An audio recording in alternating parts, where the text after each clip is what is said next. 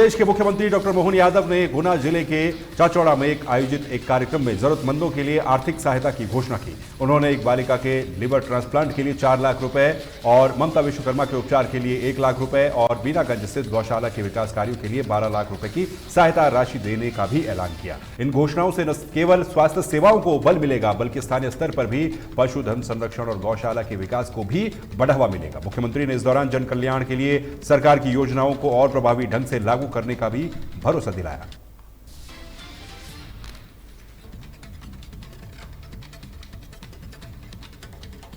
छत्तीसगढ़ के मुख्यमंत्री विष्णुदेव साय ने आज अपने कैंप कार्यालय बगिया में भारतीय रेड क्रॉस सोसाइटी जसपुर के आजीवन सदस्यों को प्रमाण पत्र वितरित किए। इस अवसर पर उन्होंने रक्त मित्र पुस्तिका का भी विमोचन किया।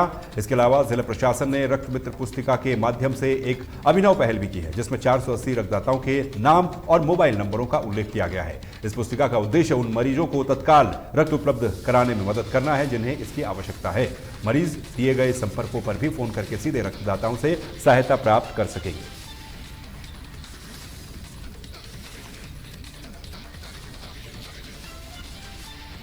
बलरामपुर जिले के ग्राम पंचायत मड़वा अंतर्गत स्थित प्राथमिक शाला घोड़ासोत के शिक्षा व्यवस्था को शर्मसार करने वाला एक मामला सामने आया है।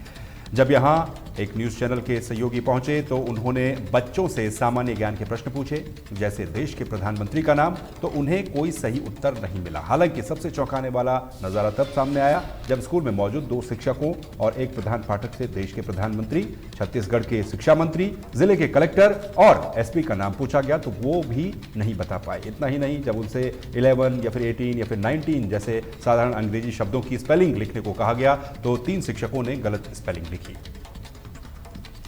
उनको नॉलेज पढ़ाएंगे सर, मुख्यमंत्री, प्रधानमंत्री और वे कलेक्टर का नाम, एसपी का नाम, विकासखंड शिक्षा अधिकारी, ये सब बताया जाएगा बच्चों को। सर पहले जी सर, सामान्य ज्ञान से पहले तो बताया जो जनरल नॉलेज पढ़ेंगे बच्चे। और शिक्षक सर वहाँ 11 का स्पेलिंग नहीं जान रहा, देश के प्रधानमंत्री। चलिए ठीक है, मैं जांच करा के कार्रवाई करूँगा। बताया जाता है कि पत्रकारों के ऊपर प्रतिबंध लगाया गया है किसी भी स्कूल में।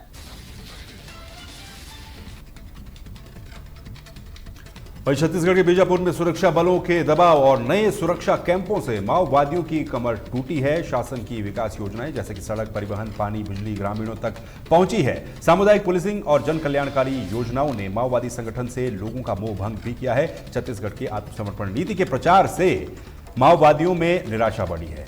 आंतरिक मतभेद और मुख्यधारा में शामिल होने की इच्छा से कई माओवादी आत्मसमर्पण कर रहे हैं और इसी सिलसिले में 25 माओवादियों ने आत्मसमर्पण भी किया है। लगभग 30-40 घटना में मैं शामिल रहा। जंगल की जमीन की जो लड़ाई बोलकर हम उसमें संगठन में जो शामिल हुए, अभी देखने से हम समझ गए कि 25 साल से जो विकास, जो माओवादी संगठन जितना विकास करने का था वो पूरा देखने से कुछ विकास नहीं है। छत्तीसगढ़ शासन एवं भारत सरकार की एक स्पष्ट मंशा है प्रतिबंधित एवं गैरकानूनी सीपी माओवादी संगठन की आत्मा को बहुत जल्दी सुनिश्चित करना है। और बस्तर संभाग के अंतर्गत समस्त जिला में, बीजापुर जिला में हम लोग अभी बात कर रहे हैं, इन सब संपूर्ण क्षेत्र में शांति व्यवस्था सुनिश्चित करते हुए विकास कार्य को गति देते हुए एक नया सकारात्मक पहचान दिलाना है। उसमें 25 माओवादियों ने नक्सल विचारधारा को छोड़कर मुख्य विचारधारा को जोड़ने का संकल्प लिया है और उसमें एक एजेंसी इरपा जगदीश ने सरेंडर किया है। उसके साथ में 2 डीवीसी स्तर के जो माओवादी हैं उन्होंने सरेंडर किया है। इसी प्रकार एसीएम स्तर के 10 माओवादियों ने सरेंडर किया है और इस प्रकार कुल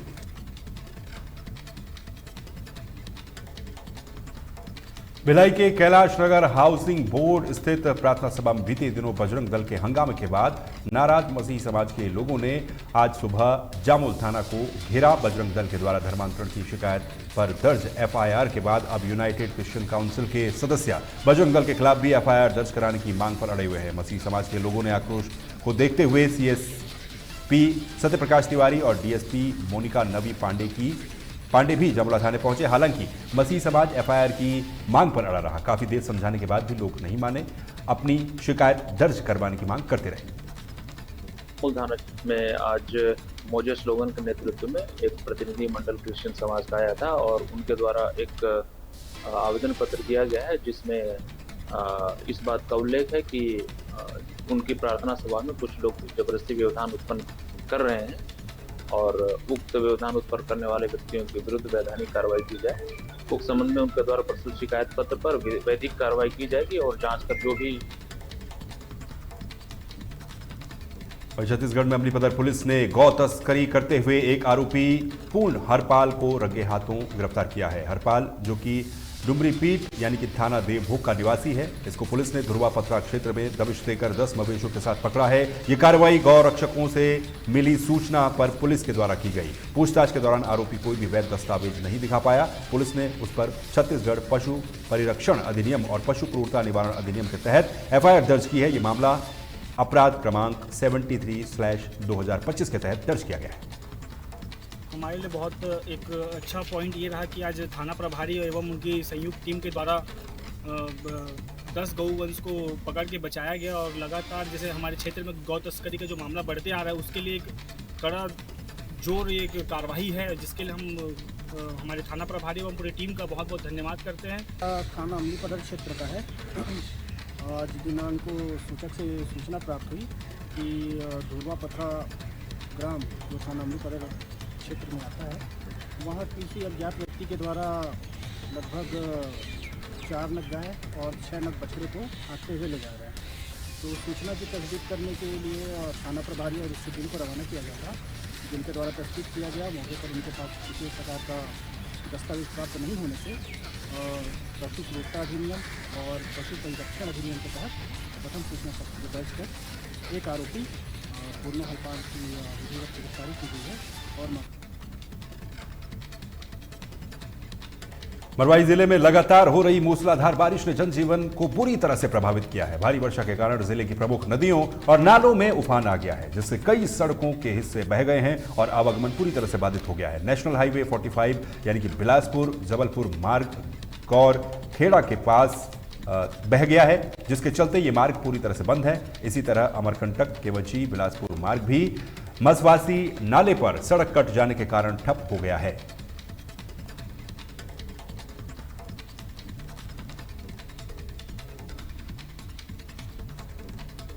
बालोद जिले के कसहीकला गांव में एक रहस्यमयी घटना ने सभी को हैरान कर दिया है, जहां जमीन अचानक धंसने लगी है और अब एक गहरे गड्ढे का रूप ले चुकी है। यह विचित्र घटना गांव वालों के लिए आश्चर्य और डर का कारण बनी हुई है। स्थानीय लोगों का कहना है कि यह धंसना एक दिन पहले ही शुरू हो गया था और तेजी के साथ ये फैलता जा रहा है, जिसके बाद आसपास के गांव में तरह तरह की अफवाहें फैल रही हैं। कुछ लोग इसे प्राकृतिक संकट मान रहे हैं तो कुछ इसे भूजल की कमी या फिर भूगर्भीय गतिविधियों से जोड़ रहे हैं। घटना की गंभीरता को देखते हुए पुलिस और प्रशासन ने त्वरित कार्रवाई शुरू कर दी है। प्रभावित क्षेत्र को सील कर दिया गया है।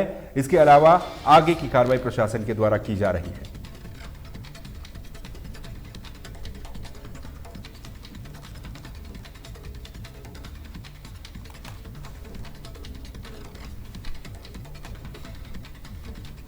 साथ ही ये पूरा जो क्षेत्र है वहाँ पर चूना पत्थर जिप्सम इसका 36 संस्तर यहाँ पर मिला हुआ है। तो इस 36 संस्तर की वजह से होता क्या है, इस क्षेत्र में एक सिंक होल नाम का एक जो जोग्राफिकल टोपोग्राफी है वो क्रिएट हो जाता है। सिंक होल एक्चुअली चूना क्षेत्र में होता है। तो सिंक होल में होता ये है कि जो चूने के संस्तर हैं उनको भूमिगत जो जल है वो बहा करके ले जाता है, तो नीचे का जो क्षेत्र है वो खोखला हो जाता है। जो हमारे ग्राम में कल के दिन ये घटना हुआ है, गांव के अंदर ये लगा हुआ है, निजी ज़मीन है किसी का, तो ग्रामवासी ने अपना घर मतलब खेत लपाटे है, पार्टी पर तो बनाए था। तो कल हमला 7 साढ़े 7 के बीच के मतलब ग्रामीण के माध्यम से पता चले कि वे गड्ढा के माध्यम से मिट्टी और पानी जो उबला के ऊपर से ओकर निरीक्षण करे हम सुने गाँव थाना में और तहसीलदार पटवारी को सूचना दिए। तो सूचना देते हुए सभी अधिकारी जगह पे पहुंच गए और जगह को निरीक्षण के लिए सब किए हैं। जगह हिंगलाज देवंगन मेरा बड़ा हुआ लड़का है, वो भाई है। जो हम लोग सुबह 8 बजे आए तो छोटा सा गड्ढा था, उसके बाद बच्चे लोग यहाँ पे खेल रहे थे, पानी ऊपर आ रहा है। देख वहीं बेमेतरा जिले में पारधी समुदाय के लोग वर्षों से अपने हक और अधिकारियों के लिए दर दर भटक रहे हैं। जाति प्रमाण पत्र के अभाव में ये लोग सरकारी योजनाओं के लाभ से वंचित हैं और अब उनकी उम्मीदें भी टूटती हुई नजर आ रही हैं। कई सालों से ये लोग जाति प्रमाण पत्र बनवाने के लिए सरकारी दफ्तरों के चक्कर काट रहे हैं, लेकिन आज तक उन्हें केवल आश्वासन ही मिला है। पारधी समुदाय के लोगों का कहना है कि वो हर साल आवेदन देते हैं, कई बार एसडीएम से भी मिले हैं और तहसील भी गए हैं, लेकिन अभी तक जाति प्रमाण पत्र उनको नहीं मिले हैं।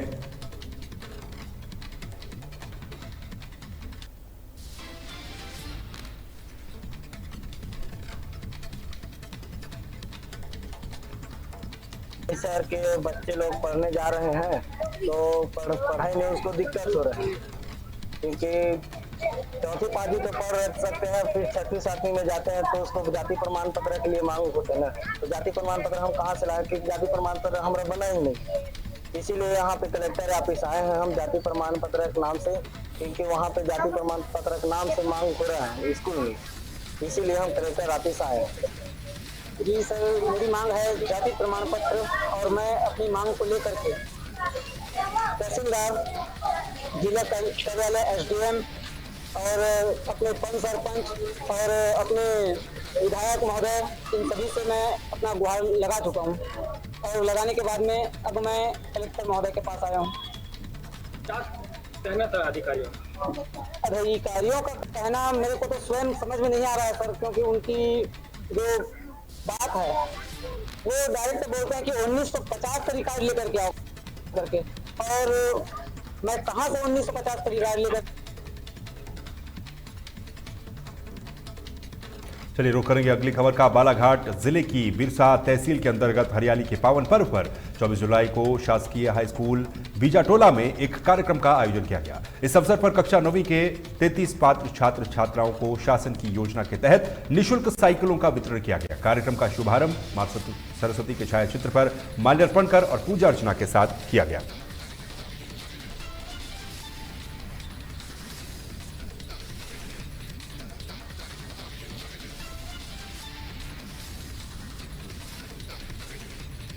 वहीं जब देश भर में हरियाली महोत्सव के अवसर पर पर्यावरण संरक्षण के प्रति जागरूकता फैलाई जा रही है, तब गुना जिले के आरोन नगर की रानी राजपूत ने एक प्रेरणादायक पहल कर समाज को नई दिशा दी है। रानी ने अपने जन्मदिन और हरियाली महोत्सव को जोड़ते हुए एक गुलमोहर का पौधा अपने पिता के नाम समर्पित किया। इस भावनात्मक कार्य ने एक नई सामाजिक परंपरा को जन्म दिया है, जहां पितृत्व को वृक्षारोपण के माध्यम से सम्मानित किया गया है और इसी तरीके की मुहिम आगे बढ़ाने की कोशिश भी की जा रही है।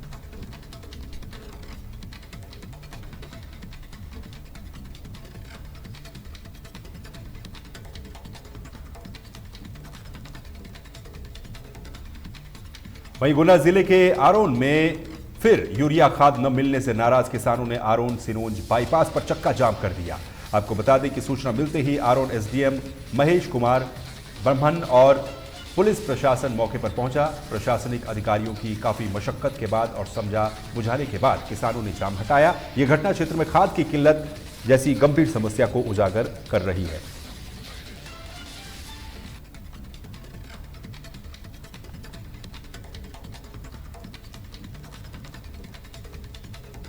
वहीं छिंदवाड़ा जनपद के तामिया स्थित महुलझीर थाना अंतर्गत पाठाई गांव में ग्रामीणों ने भाजपा मंडल अध्यक्ष नितेश पटेल और भाजपा मंडल उपाध्यक्ष रमेश राय के सहयोग से एक अवैध देशी विदेशी शराब से भरी बोलेरो वाहन को पकड़ा है। इस वाहन से 35 पेटी शराब बरामद की गई है। भाजपा मंडल अध्यक्ष नितेश पटेल ने बताया कि मध्य प्रदेश सरकार जहां एक और नशा मुक्त अभियान चला रही है, वहीं दूसरी ओर शराब ठेकेदार गांव-गांव की किराना दुकानों पर शराब की सप्लाई कर रहे हैं, जिससे गांव का माहौल खराब हो रहा है। इसी को देखते हुए ये कार्रवाई की गई है।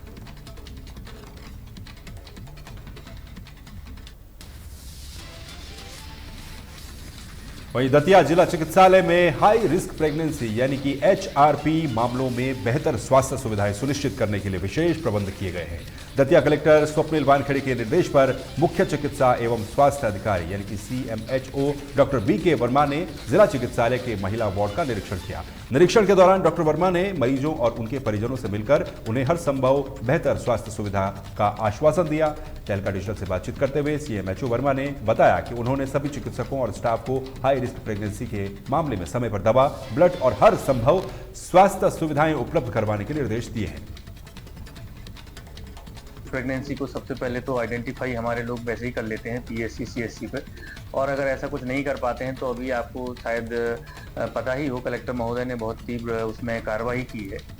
2-3 लोगों को सस्पेंड किया है। इंद्रगढ़ में एक हाई रिस्क प्रेगनेंसी के साथ शायद नेग्लिजेंसी का ऐसा केस आया था, तो कलेक्टर साहब ने प्रथम दृष्टि उसको संज्ञान में लेते हुए वहाँ पे तीक्ष्ण कार्रवाई की। प्रेगनेंसी को सबसे वही खबर अब उज्जैन से है। उज्जैन के बड़नगर स्थित लोक निर्माण विभाग उपसंभाग में पदस्थ सहायक ग्रेड 3 अतर खान ने विभाग के 2 चतुर्थ श्रेणी कर्मचारियों पर गंभीर आरोप लगाए हैं। अतर खान का कहना है कि ये दोनों कर्मचारी लगातार शराब पीकर विभागीय परिसर में उत्पात मचाते हैं और विरोध करने पर उनके साथ मारपीट और जान से मारने की धमकी देते हैं। उन्होंने आरोपियों के निलंबन की मांग की, लेकिन अब तक विभाग की ओर से कोई अनुशासनात्मक कार्रवाई नहीं की गई, जिससे आरोपियों के हौसले बुलंद हो गए हैं। सर, मैं अतहर खान हूँ और मेरा नाम है रोजगार विभाग जो है उपसंभाग बड़नगर में सहायक ग्रेड 3 के पदस्थ हूँ। 19 जुलाई को मेरे साथ लाल बंगला बड़नगर में रमेश मालवी, दैनिक वेतन भोगी और नीलकमल चौहान ने मारपीट की है और आए दिन इन पर शराब का अड्डा बना हुआ है, जिसकी शिकायत मैं 2018 से कर रहा हूँ और इसकी शिकायत मैंने 2024 में भी करी थी और इसी की चलते 19 तारीख को रमेश मालवी फुल दारू के नशे में घूम रहा था और गाली गुफ्तार कर रहा था। मैंने उसने साहब देश पांडे जी को बताया कि यहाँ पे इनके आवास हैं, एसडीएम साहब रहते हैं, पीआई साहब रहते हैं, नहीं ऐसी हरकत करते हैं।